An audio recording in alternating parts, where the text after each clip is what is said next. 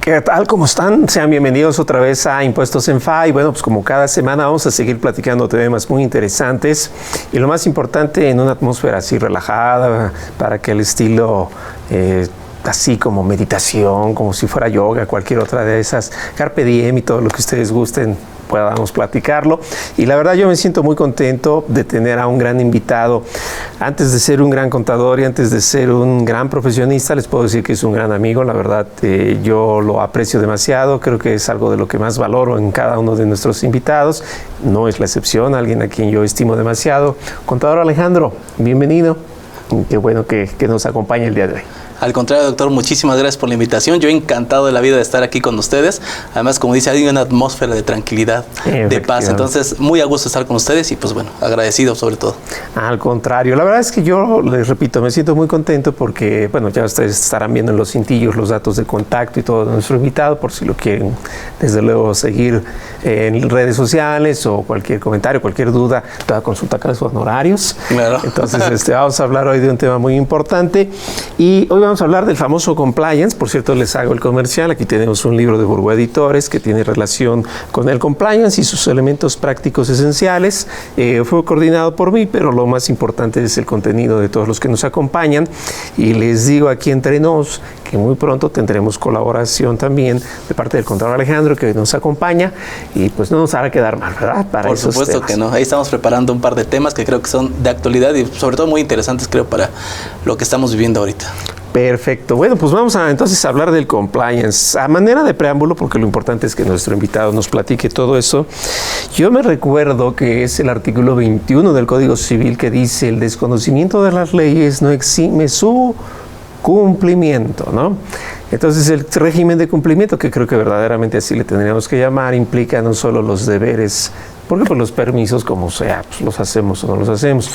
Cumplimiento de hacer si es obligación o de no hacer si es prohibición, tanto en lo público, que es lo más evidente, pago de impuestos, conseguir permisos, etcétera, como en lo privado. Porque si yo tengo contratos, pues aguas, ¿no? Las entregas también me pueden penalizar. Así como la multa es a lo administrativo, pues las penas convencionales es a lo contractual, ¿no? Así es. Compliance, pues ya saben que en México a todo le ponen en inglés, ¿no? Que el compliance, conference call y que tengo un issue y no sé cuántas cosas, ¿no?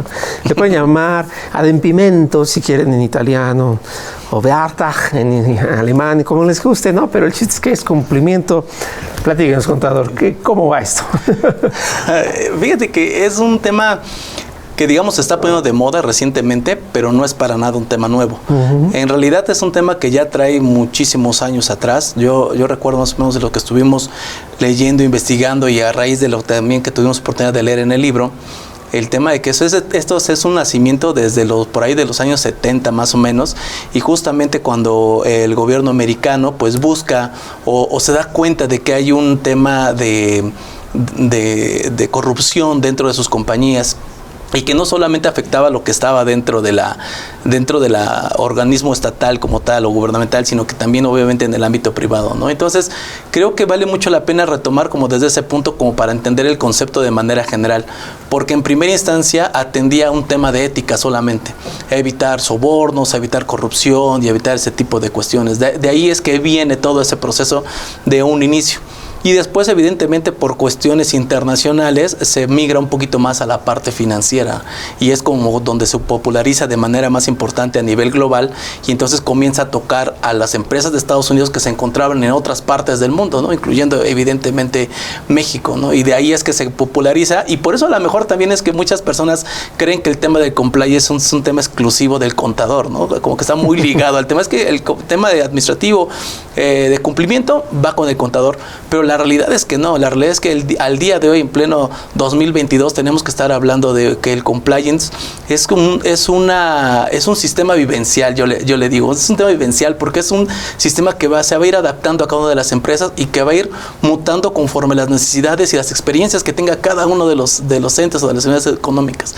Y es ahí donde tenemos que ir viendo cuáles son las necesidades que se tienen y de ahí qué tipo de compliance tenemos que hacer, porque compliance hay para todo, básicamente. básicamente desde los temas laborales, corporativos, fiscales, y pues bueno, el tema de moda, que es el tema penal, ¿no?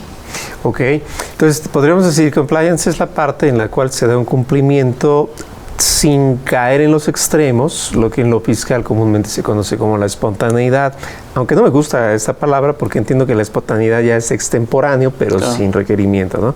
Entonces es llevar a cabo lo que a cada quien le toca hacer en su tiempo, ¿no? Sí, básicamente, la realidad es que, decía yo hace un momento, se tiene que hacer a la medida de cada una de las empresas, y compliance es para toda la organización, no es la administración, no es la dirección, no es solo un departamento de contabilidad o de legal.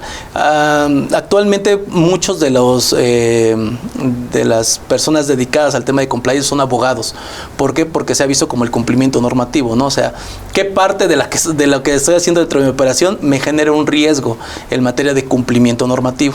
Y por eso ahora ha migrado también un poquito de contabilidad hacia lo jurídico, y son los abogados los que están atendiendo ese tema. Pero es que en realidad compliance es todo, todas las áreas, todos los procesos, todo es prácticamente compliance, y en todos podemos identificar ciertos riesgos que debemos de medir y que debemos de poner atención, ¿no?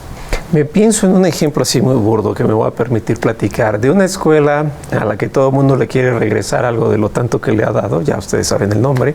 Me platicaban en alguna de sus entidades que se había puesto la disposición de que ante la entrega tardía de un libro en biblioteca, iban a cobrarles creo 5 o 10 pesos, ¿no? Y ahí están los alumnos haciendo alboroto y decían, es que es el colmo. O sea, de hecho tendrían que entregarlo a tiempo, Sí, ¿no? claro, O sea, no veo por qué. A lo mejor un poco es el espacio cultural, y dentro de ese espacio cultural o la costumbre, al contador se le ha echado encima todo. Sí. Los avisos de actividad vulnerable, o sea, todo porque coincide en el 17. Y aquí me pienso en una figura, no sé cómo lo veo usted. Una cosa es volviendo al inglés, el Officer Compliance o el oficial de cumplimiento respecto del que está revisando que todos hagan lo suyo, distinto de que él tenga que hacer todo, ¿no? Bueno, es que ese es uno de los principales errores que creo que cometemos en el tema de compliance, porque pues como abarca el tema de compliance todas las áreas, pues creemos que el oficial de cumplimiento debe conocer de contabilidad, de fiscal, de laboral, de penal, de sacar rayos por los ojos y cosas de ese estilo, ¿no? Creemos que puede hacer de todo, y la realidad es que no. La realidad es que el oficial de cumplimiento debe conocer el negocio, debe conocer la empresa y su objetivo, sus valores, su esencia como tal de la empresa. Él solo evidentemente no puede cumplir con todas estas normatividades. Lo que tiene que hacer es que vigilar que a través de los manuales, de los procedimientos, de las reglas del juego que se pongan una vez identificados los riesgos de cada uno de los departamentos, él vigila el comportamiento y el debido cumplimiento. Pero no significa que él se va a presentar en una demanda laboral o que él va a hacer una defensa en materia fiscal, ¿no? Nada más alejado que la realidad es. Aquí me pienso en algo entonces. Para que haya precisamente un oficial de cumplimiento, para que haya cumplimiento, es porque los procedimientos administrativos internos ya están muy claros entonces. Claro. Me imagino pensando, por ejemplo, en las actividades vulnerables de la ley contra el lavado de dinero, administrativa, una ley, porque todo el mundo cree que es penal, ¿no? Es porque ya está bien claro. Pensemos un casino. Sí. El gerente de piso, lo primero que hará es tomar la identificación, es un esquema, ¿no? Y de ahí lo pasa a la mesa y de ahí le toman sus datos. O sea, hay procedimientos exactos, y si no hay procedimientos exactos, corresponde a las áreas, porque son las que lo llevan, ponerlas de tal manera que el oficial de cumplimiento revisa que sean cumplidas los propios procedimientos que llevan a la obligación. Claro. Pero es tanto como si tú lo escribiste, yo no. O sea, ni te quejes, ¿no? Porque Sí, claro. no es cosa mía, sería así más. Sí, un poco. Lo que pasa es que en realidad el primer proceso para hacer un compliance, que es bien importante que las personas que nos están escuchando entendamos que si bien es cierto, un nivel de cumplimiento puede ser mayor al tamaño de la empresa, evidentemente, porque tiene más procesos, porque involucra más personas, pero no solamente es para esas empresas grandototas, también las empresas pequeñas pueden tener cierto nivel de compliance. ¿Y a qué nos debemos el hecho de decir, sí debo tener un compliance o no debo tenerlo? A que identifique yo mis riesgos. En que dentro de mi operatividad, ¿a qué riesgos me puedo ser sujeto? para poder establecer un plan de atención y un plan de remediación a esos riesgos. Naturalmente, digo, todos tenemos un sesgo por lo que conocemos, ¿no? Entonces, si nosotros, en el caso del casino, por ejemplo, ¿qué es lo que más comúnmente puede pasar? No, pues a lo mejor entra una persona menor de edad, por ejemplo, ¿no? Porque no le pidió la credencial, y eso evidentemente repercute posiblemente hasta en una cancelación del local, ¿no? Una suspensión del local o otras cuestiones, ¿no? Pero para hablarlo menos, pues a lo mejor el tema de que puede entrar un menor. Ese es un riesgo muy natural porque ha pasado en otros lados y porque lo conozco y por la que la experiencia me lo dicta que así es. Pero una vez que tenemos identificados esos riesgos, también debemos estar preparados para aquello que pudiera suceder, que aunque no haya pasado, pudiera suceder. Y también en su momento se tiene que ir actualizando ese proceso porque de repente pasan cosas que no teníamos contempladas, ¿no? Temas de la pandemia, por ejemplo, ¿no? Cuestiones, factores externos hacia que no están en nuestras manos, pero que terminan impactando en mi proceso operativo. El ejemplo claro, los restaurantes, ¿no? Por ejemplo, ahorita con el tema de la pandemia, todos los restaurantes cerrados y pues bueno, ahora buscar otras alternativas para repartir el producto, los alimentos, pues tendría que haber algún proceso. Es una regla que nunca duerme, o sea, el procedimiento está y puede cambiar por diversos temas, ¿no? Claro. Actualizaciones de las leyes, nuevos requerimientos de autoridades o variaciones en el negocio mismo, ¿no? Sí, claro, por eso decía, es vivencial, o sea, hay que estar en el tema yo me acuerdo la universidad y antes de eso pues, normalmente se decían los valores, los objetivos, y era un tema un cuadrito que se colgaba en la pared y se veía muy padre, ¿no? Pero muchas veces ni siquiera los propios directivos de la empresa lo seguían, ni se apegaban a lo que ellos mismos habían dictado. Okay. La diferencia con lo que tenemos ahorita y con lo que ha evolucionado ese proceso de cumplimiento tiene que ver que ahora puede haber repercusiones en materia legal para las empresas que a través de ellas o por ser por ignorar ciertos riesgos, pues bueno, pueden ser inclusive en riesgos penales o legales por las cuestiones de que no llevaron a cabo un compliance debido, ¿no?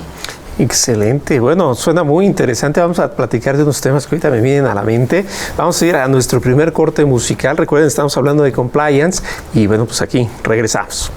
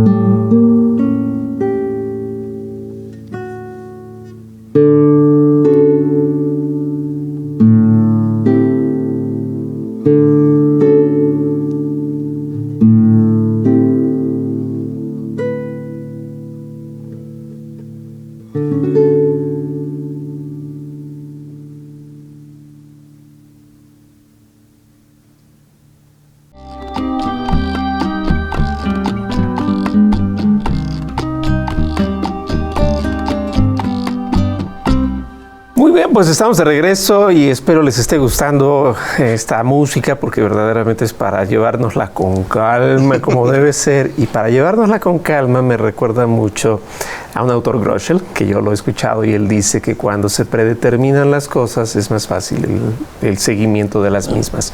Pondré un ejemplo. Me pienso mucho lo que sucede en estas tiendas americanas, ¿no? Donde vamos a hacer compras y al final nos piden el ticket y uno pareciera que se ofende. Latino. Me ofendo de que no me dejan salir rápido, pero dice ahí el letrero, es para saber que no se le cobró de más ni de menos. Claro. Si eso da lugar a que yo como tienda estoy evitando que vengan 10, 15 personas al día a reclamarme en servicio a clientes, el evitarme 10, 15, 20 personas es que en lugar de necesitar 5, a lo mejor nada más contrato 2 y optimizo, y esa es la mentalidad americana, creo yo, ¿no? O sea, es el cumplimiento a través de procedimientos y esos procedimientos internos los debemos generar de manera oportuna. Claro. Y esa es la pregunta, ¿quién lo hará? No, porque el cumplimiento es eso, ¿no? Sí, claro. Aquí me da también la idea a reflexionar un poco sobre qué tan rígido debe ser el tema del compliance, ¿no? Las reglas que se estipulen para dar el cumplimiento, para hacer el cumplimiento normativo. Porque se pueden abarcar, o se deben de abarcar todos los procesos, pero también debemos de buscar que también ese cumplimiento o esas reglas que se ponen tampoco me empiezan a meter el pie en mi operación. Digo, entendamos en ese proceso que usted, el ejemplo que pone, pues digamos es algo muy sencillo, ¿no? Que a la empresa está viendo un beneficio probablemente directo sobre el número de personas que está teniendo, pero pues al cliente le molesta. Pero creo que es algo a lo que podemos acostumbrarnos. Okay. Pero sí es importante señalar que también el proceso de cumplimiento no debe afectar o no debe ser a tal grado tan rígido que llegue a afectar hasta mi propia operación, ¿no? Y que de repente pues nos volvamos o dediquemos X horas al día a hacer formatos y formatos de autorizaciones. Acá en México nos encanta firmar autorizaciones, ¿no? Pasar por la firma 1, la 2, la 3, la 4, la 5. ¿No? Exactamente. Pero la realidad es que no es eso. La realidad es que es un cumplimiento efectivo o unas reglas de operación efectivas te van a permitir no solamente ser eficiente a nivel administrativo, jurídico, sino también a nivel operacional. Tiene que ir de la mano y tiene que ir amalgamado de manera perfecta. ¿Y cómo logras eso? Pues cuando el usuario de la información, el gestor de la información se involucra en el proceso. Imaginemos si yo como contador, ¿no?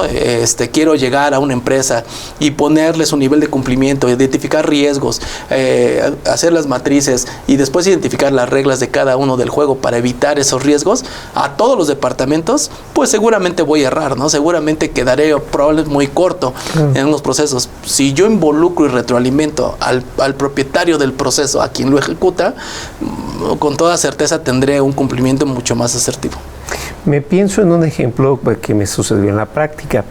A un cliente le auditan y este cliente tenía lo que quizás muchas empresas manejen, creo más en la construcción, que mandan dinero a sus operadores y cuando les sobra a estos, lo regresan a la empresa. Una autoridad hacendaria al ver ingresos dice, pues es motivo del pago de impuestos y empieza inmediatamente el contribuyente a decir, no, es que esos son los retornos del dinero que yo mandé previamente. En ese momento yo, cuando la defensa se me puso en mis manos, pedí a la empresa, pues cómo se manejaban esos temas, ¿no? Porque no es tan espontáneo, lo platicamos. Y decía, de plano lo vi incluso graficado, que se manda el dinero y en caso de sobrante se mandaba un correo al supervisor de área y en 45 días se tenía que hacer el retorno.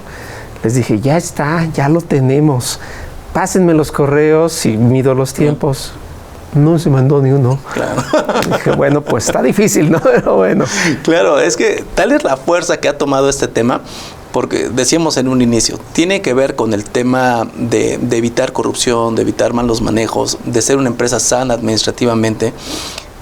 A tal grado ha llegado a permear ese interés a nivel internacional, que inclusive ahorita la autoridad fiscal, en el caso que usted nos pone, pues evidentemente de ahí se está tomando para poder evidenciar la famosa materialidad y la famosa razón de negocios que está tan de moda con la autoridad y que normalmente es donde truenan todos los contribuyentes. Y volvemos a lo mismo que usted decía hace un principio, pones la regla y no la cumples. Claro. O sea, si tú mismo no la cumples, pues evidentemente estamos hablando de otra cosa, un ¿no? Desastre. Sí, un desastre completamente. Tenemos que tener muy en cuenta eso. El compliance nos ayuda a autorregularnos y eso es importante porque eso a la autoridad le gusta. Si la autoridad cuando ejecuta facultades de comprobación, de revisión, de gestión, tiene elementos donde ella puede identificar de manera clara el por qué es así nuestra operación, el por qué ese dinero salió y después regresó, se vuelve mucho más transparente el poderlo comprobar ante una autoridad. A mí por eso me gusta mucho el tema del acuerdo conclusivo. ¿Por qué? Porque tienes esa posibilidad, debería, ¿no? O en estricto sentido, al menos en mi experiencia creo que ha funcionado en ese sentido. Porque la autoridad tampoco es todóloga y tampoco se sabe todos los modelos de operación y tampoco entiende, ni le interesa probablemente entender todos los procesos de operación. Lo que quiere es recaudarlo, ¿no? Claro. Entonces a ella le suena ingreso y pues es ingreso y hazle como quieras. El acuerdo conclusivo te permite ese acercamiento con la autoridad para explicar y que entienda un poco la autoridad el modelo del por qué está funcionando así. Pero sí, definitivamente, si tú pones la regla y no la sigues, pues bueno, definitivamente va a ser muy complicado que podamos desvirtuar alguna presunción o alguna cosa que la autoridad tiene. Entonces me viene algo a la mente, no sé si estemos en posibilidad de ir más o menos dando esta idea. Para este régimen de cumplimiento, el soporte que nos puede ayudar a saber a lo interno si se cumplió o no y eventualmente, ¿por qué no ser motivo para mostrar a autoridades?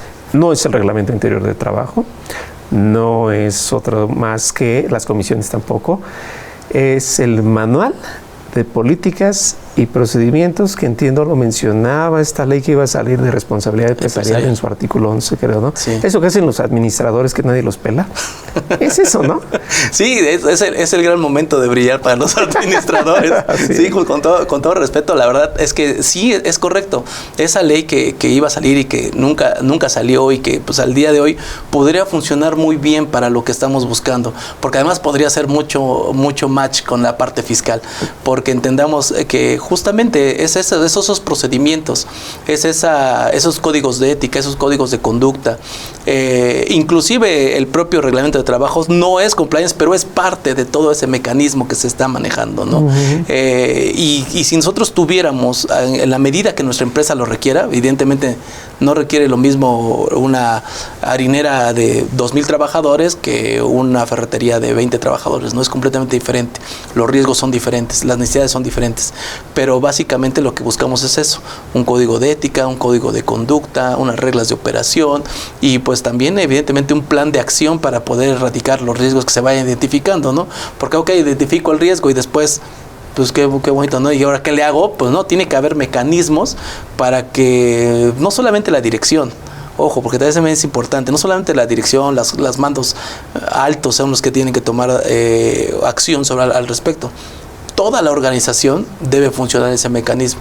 Por eso la convertimos en vivencial, porque tiene que toda la organización caminar, ¿sí? Tiene que darse entonces, ¿no? Claro. Entonces esta situación no es solamente con el efecto que ya se tiene, sino que debe estar atento y lo más importante, prever lo que va a pasar. Pondré un ejemplo rápido. Sí.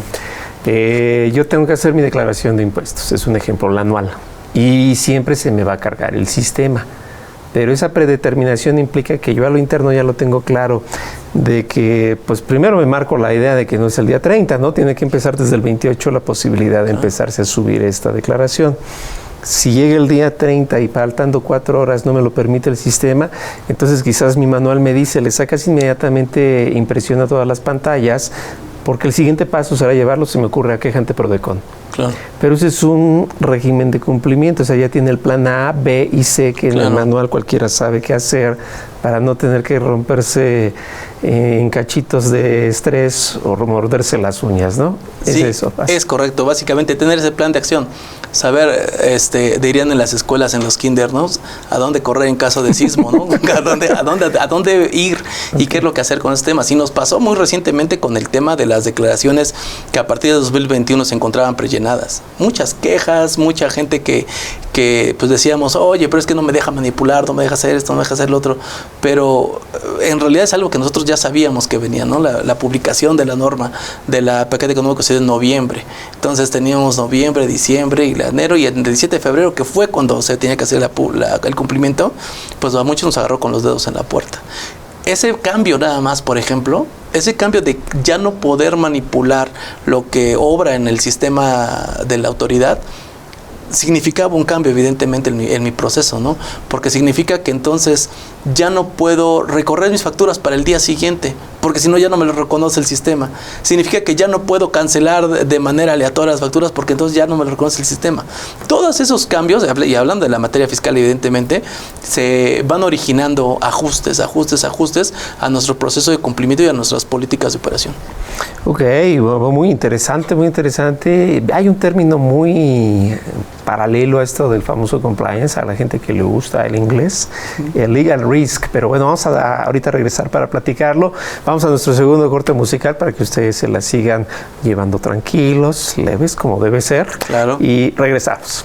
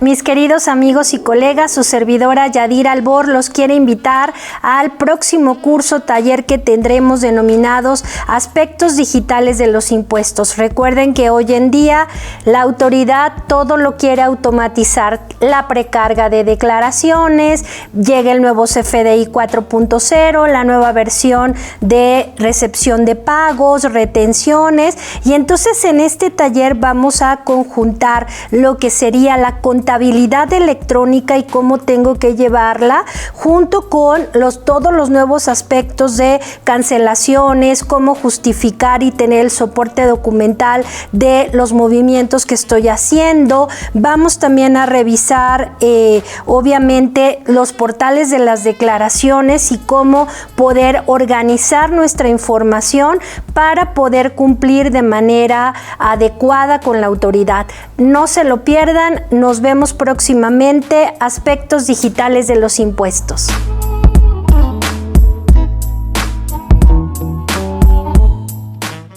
IMEFI te invita a formar parte de su curso Bases para elaborar una nómina. En este curso comprenderás la configuración del sistema de nóminas, ya que ahora ya se hacen cruces de información con diferentes autoridades. Realiza adecuadamente el timbrado de los comprobantes fiscales, digitales y evítate requerimientos. Aprenderás temas como CFDI de nómina, aspectos a considerar al elaborar la nómina, comprobantes fiscales digitales versión 1.2, consecuencias por generar erróneamente los comprobantes digitales, entre otros temas. No te quedes fuera, capacítate con nuestros mejores especialistas solo en IMEFI. Para mayor información, comunícate al 55 81 54 74 37 o escríbenos un correo a cursos@imefi.com.mx.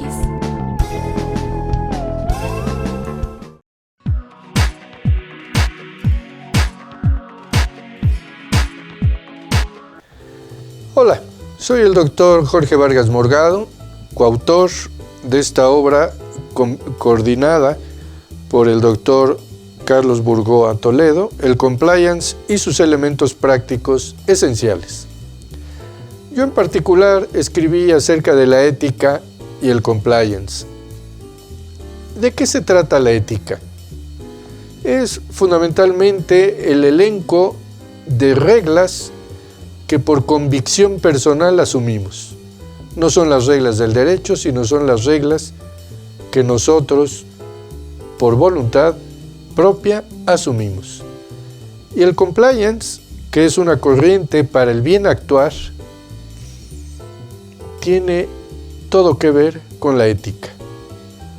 Porque una empresa no puede llamarse atenta del medio ambiente si participa, por ejemplo, en una obra que está destruyendo las selvas en México. Una empresa no puede ser considerada ética si apoya las restricciones al voto por parte de algún grupo político. Esta, decía, convicción personal de hacer las cosas de determinada manera, positiva, congruente, es lo que conforma el espectro fundacional del compliance.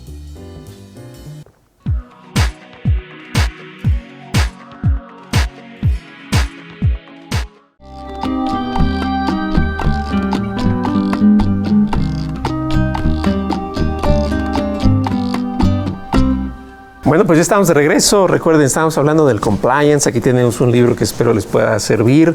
Si lo leen, pues yo creo que a los 5 minutos pueden quedar prendados y si no, pues se quedan dormidos. Así que cualquiera de los dos va a servir, ¿no? Esto, les decía yo, que nos lleva a la mano de ese concepto que creo que se desarrolló principalmente textual, no porque sean los dueños del tema. En España, me parece que son los primeros que hicieron una regla. Raro, ¿no? Porque ellos, bueno, pues también andaban con riesgos en la Unión Europea, pero legal risk, el riesgo legal, ¿no? ¿Cómo lo podríamos empatar con este compliance o cuál es la connotación que nos lleva?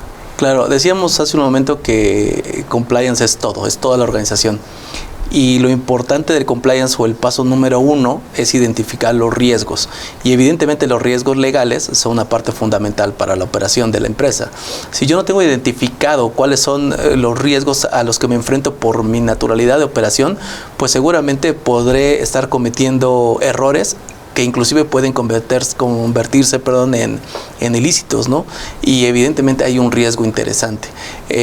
Ahora que está tan de moda la parte penal fiscal, por ejemplo, y que se ha vuelto un tema muy coercitivo por parte de la autoridad en ese sentido, pongamos ese ejemplo, ¿no? Si yo no sé cuáles son las consecuencias de que compro facturas o de que, por ejemplo, estoy dando una dádiva para que me den X contrato, o para mantenerlo, para crecerlo, etcétera. Si yo no conozco, a lo mejor yo soy un área comercial y para mí, pues quiero hacer negocio, ¿no? Y quiero tener ese contrato y voy y me arreglo y trato de dar una dádiva en ese sentido, para que me asignen el contrato. No solamente en el tema público, sino en el tema privado se da. Entonces, hago eso y pues a lo mejor mi desconocimiento me impide ver más allá de las repercusiones que pudiera tener en ese sentido. Si yo tengo un modelo de riesgos que tengo identificados que eso puede suceder, entonces tengo también un plan de remediación para ese riesgo, y poder tener políticas que eviten que exista ese proceso. Y si se da, saber cómo es que lo tengo que afrontar y hacia dónde tengo que dirigir los esfuerzos para evitar, para sancionar en primera instancia o en su momento también para corregir y que no sigamos teniendo esa parte abierta. Y creo que en esa parte, por eso es que el compliance, decía en ese momento, se ha vuelto muy del área jurídica, porque principalmente es eso, ¿no? Pues obviamente el miedo de ser sancionados por alguna autoridad, no solamente en el ámbito fiscal, sino en el ámbito mercantil, en el ámbito penal. En el ámbito penal es un tema bastante interesante y por ahí, digo, en el libro se menciona una parte súper interesante al respecto del Código de Procedimientos Penales y la repercusión que tiene el compliance en la comisión de delitos. Esa parte es súper interesante. Es decir, el régimen de cumplimiento de compliance se apoya en los protocolos, pensémoslo así, o manual de políticas y procedimientos, pero es hueco o es vacío o se queda corto si no tenemos marcados los riesgos, algo así como el semáforo, ¿no? Así como el Popocatépetl cuando se nos va a echar una marola. Habrá riesgos pequeños o riesgos grandes, como lo que sería la cancelación de sellos o su restricción. Habrá, por ejemplo, el riesgo de que algún proveedor me resulte 69D, que aunque me lo jura, hincado ante la Virgen, y me trae su opinión de cumplimiento positiva, pues no sabemos qué está pasando atrás. Entonces empezamos a pasar de un riesgo pequeño a un poquito más mayúsculo, porque me afecta el bolsillo, quizás hasta lo penal. Sin que haya jerarquía, me imagino, ¿no? Sino solo priorizar, oye, ¿sabes qué? Este es de riesgo alto, este es de riesgo bajo, este es de riesgo, y aquí hay un plan B, aquí hay un plan B y C, y aquí hay un plan A hasta la Z. Sí, claro, lo que pasa es que creo que esas dos variables son importantes que la podamos identificar. La probabilidad de que suceda y el nivel de riesgo que tenemos en si sucede ese tipo de riesgos, ¿no? Por ejemplo, ahorita que hace mención del tema de los proveedores, que es muy común que todo el mundo pida la opinión de cumplimiento. El cumplimiento no te dice nada. Sí. Ya cumplí, ¿no? Ya cumplí, ¿no? Y ya lo tengo. Digo, está bien, y es parte del procedimiento y es correcto. Pero en realidad, por ejemplo, a mí me da mucha risa de repente empresas grandes que, no, es que, ¿sabes qué? Necesito que me entregues el 32D cada mes. Y si no me lo entregas, pues no te libero tus facturas. Realmente no hay una certeza plena de que hay un cumplimiento adecuado de las obligaciones. Simplemente dice que has mandado todo. No sé si bien o mal, o no sabemos si estás susceptible a un proceso de 69. Solo es forma. Exactamente, solo es forma. Al fondo, pues solo le sabe él, ¿no? Es correcto, ¿no? Entonces, a ver, me voy a clavar tantito en ese tema. Ahorita nos deja nuestro productor. Hay veces que se clava uno y sí, así es. Quizás no sea mi afán como empresa, no me demuestras que no, mi afán será robustecer mi buena fe como tercero, ¿no? Lo dice creo el 257 del Código Civil, los terceros son adquirientes siempre de buena fe y está, pues, o sea, no me voy a clavar en que tú me digas la verdad, sino en que mi buena fe sigue estando presente siempre. Si algún momento sales en listas, yo podré fácilmente salir adelante. ¿Régimen de cumplimiento tiene todo que ver entonces con el control interno? Totalmente, sí, totalmente. De hecho, creo que no pueden ir separados, van uno con el otro. Totalmente. El régimen de cumplimiento te da vida a tu control interno. completamente, para tenerlo completamente armonizado y que los procesos se lleven a cabo de manera correcta. Entonces las NIF hay como reglas que, si bien no son emitidas por un congreso y no siempre son nombradas por ley, no quiere decir que las tomen a un lado, lo mismo que las NOM, por ejemplo, la norma oficial mexicana, y todas estas que podamos pensar, en el caso de REPSE, si aquel no cumple, yo me hago responsable solidario, entonces todo eso implica sumarlo, vengan todos con su gafete, estén todos conforme a las disposiciones del reglamento interior, si es con casco, no traigan zapatos de, no sé, de tacón, si es que entran a la planta, mujeres, por favor, no entren, no se me pueden resbalar. Todo eso es entonces. Sí, inclusive, el comentario es muy, muy interesante porque si bien es cierto, esto inicia como un proceso de cumplimiento normativo, es decir, lo que tiene que ver con las leyes, con los reglamentos, con esas reglas que pueden ser vinculantes para los obligados a atenderlas en cada una de las áreas, porque, por ejemplo, las normas oficiales tienen una obligatoriedad, ¿no?, para las personas que se encuentran en ese supuesto.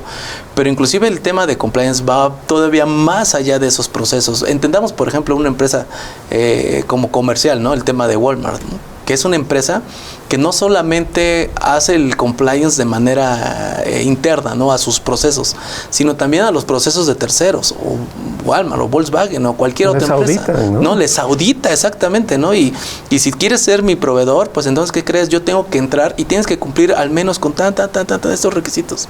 Y si no los tienes, pues, ¿qué crees? Entonces no puedo trabajar contigo.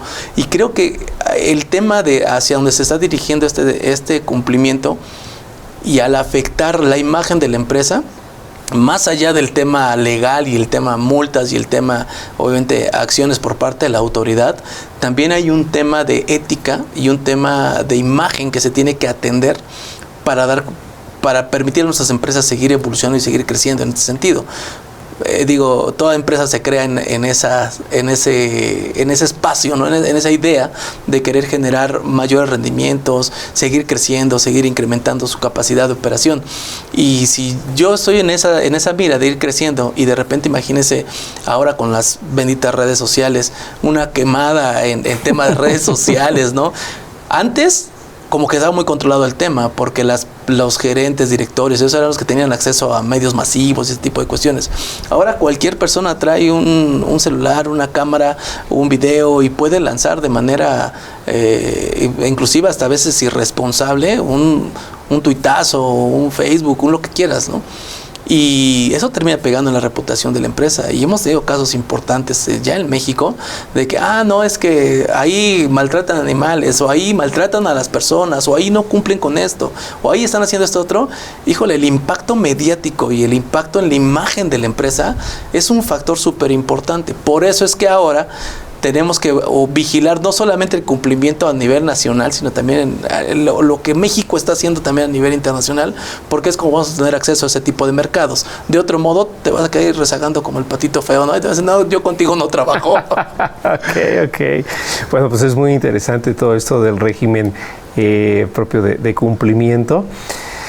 Y bueno, pues como todo lo bueno, pues llega a su fin. Estamos pues ya propiamente en la parte final. ¿Algún último comentario, contador, para nuestra público? Pues solamente retomar el tema de que no es un tema exclusivo de las grandes empresas. Creo que todas las empresas, inclusive las micro pequeñas, creo que deben de tener cierto nivel de cumplimiento. Tienen que haber cierto nivel de compliance. Y la idea es primero que identifiques los riesgos en donde puedes caer en omisiones o en errores que pudieran reflejarse en una multa o en una acción por alguna autoridad o inclusive en la comisión de un delito, que lo tengas identificado, y que sea de manera interna o externa, tengas siempre apoyo de quien te puede echar la mano y que te ayude a mitigar esos riesgos, ¿no? Porque creo que todos al final de cuentas estamos en ese proceso, desde la multa de una licencia de funcionamiento hasta un tema de lavado de dinero o cuestiones un poquito más graves que bueno, también es menester de todos estar atentos y tratar de controlarlo entre todos, ¿no? Muy bien dicho, es de todos, no solo de las empresas, todos pagan impuestos. Claro. O sea, nada que hay las chiquitas, no hay las grandes, todos.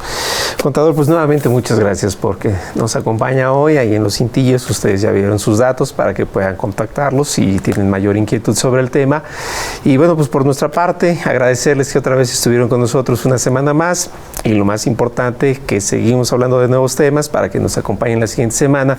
Y pues bueno, no sin antes agradecer como siempre a todo el equipo de producción que está haciendo posible esto. Pues uno nada más da la cara, pero ellos son muy importantes, Luis Valiente, Adriana López y bueno, pues todo el equipo, comenzando precisamente por Jessica Rueda, nuestra directora general. Y bueno, pues seguimos aquí entonces para seguir cantándolas, como dicen, en Impuestos en FA, y nos vemos a la que sigue. Muchas gracias. Hasta luego.